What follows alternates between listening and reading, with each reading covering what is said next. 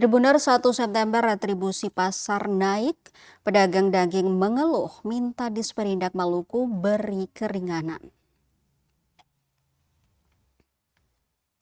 Per 1 September mendatang, retribusi pasar Merdeka resmi naik.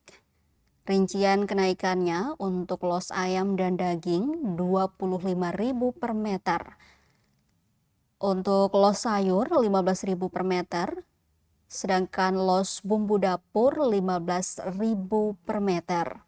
Diketahui kenaikan retribusi berlaku hanya pada lantai 1 gedung.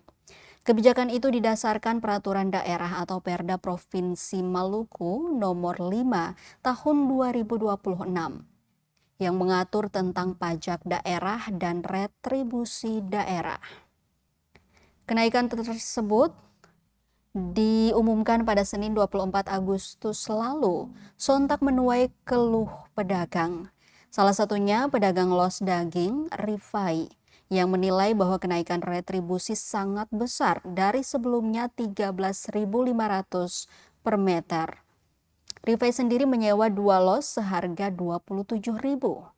Jika kenaikan diberlakukan, maka dia harus mengeluarkan Rp50.000 per bulannya atau naik nyaris 2 kali lipat.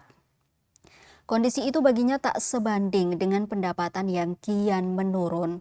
Diketahui saat ini penjualan daging stabil dengan harga Rp130.000 per kilogram. Hal yang sama juga pada daging ayam yakni Rp70.000 per kilogram.